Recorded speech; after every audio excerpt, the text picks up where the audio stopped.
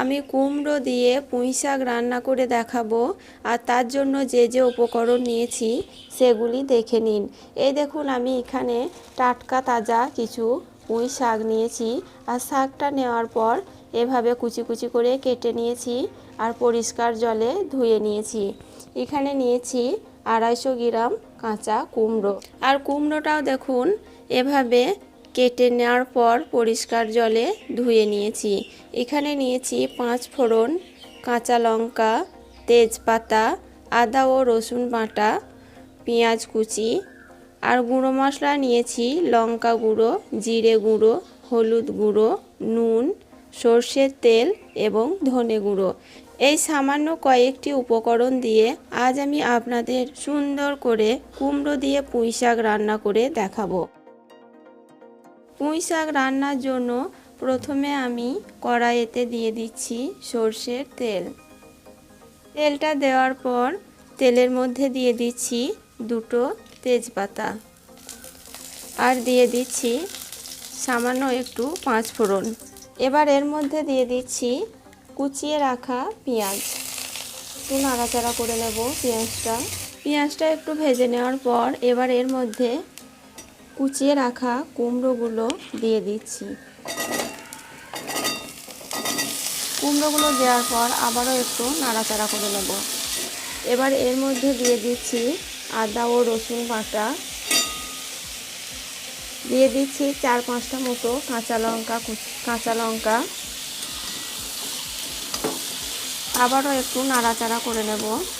এই দেখুন আমি ভালো করে নাড়াচাড়া করে নিয়েছি, নাড়াচাড়া করে একটু কষে নিয়েছি। এবার এর মধ্যে আমি পুঁই শাকগুলো দিয়ে দিচ্ছি। পুঁই শাকটা দেওয়ার পর আবারও কিছুক্ষণ নাড়াচাড়া করে নেব। এই দেখুন আমি শাকটা দেওয়ার পর এর মধ্যে কোনো রকম জল ব্যবহার করিনি। নাড়াচাড়া করতে করতে কতটা জল বেরিয়েছে আর শাকটা অনেকটা নরমও হয়ে গেছে। এভাবে কিছুক্ষণ শাকটা নাড়াচাড়া করে নিতে হবে। এবার আমি এর মধ্যে গুঁড়ো মশলাগুলো অ্যাড করছি। দেখুন দিয়ে দিচ্ছি স্বাদ মতো লবণ, দিয়ে দিচ্ছি 1 চামচ মতো হলুদ গুঁড়ো, দিয়ে দিচ্ছি 1 চামচ মতো লঙ্কা গুঁড়ো, দিয়ে দিচ্ছি 1/2 চামচ জিরে গুঁড়ো আর দিয়ে দিচ্ছি 1/2 চামচ ধনে গুঁড়ো। সমস্ত মশলাটা দেওয়ার পর আবারও পুঁই শাকের সঙ্গে ভালো করে নাড়াচাড়া করে মিশিয়ে নেব। এই দেখুন আমি মশলাটা দেওয়ার পর ভালো করে কষিয়ে নিয়েছি। এবার আমি শাকের মধ্যে জল দিয়ে দেব। দিয়ে দিচ্ছি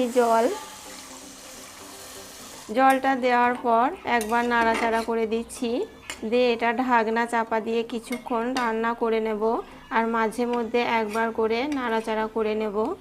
এই দেখুন বন্ধুরা, কুমড়ো দিয়ে পুঁই শাকটা আমি কীরকম সুন্দর করে রান্না করে নিলাম। ঠিক এভাবে রান্না করে নেবেন। জলটা দেওয়ার পর আমি মাঝে মধ্যে একবার করে নাড়াচাড়া করে নিয়েছি। দেখুন রান্নাটা আমার ঠিকঠাকভাবে এখন রেডি হয়ে গেছে। এবার আমি গ্যাসটা বন্ধ করে এটা এখন পরিবেশন করে দেখাবো আপনাদের। ঠিক এভাবে আমার মতো করে কুমড়ো দিয়ে পুঁই শাক রান্না আপনারা করে নেবেন। আর কেমন হয়েছে আমাকে কমেন্ট করে জানাবেন।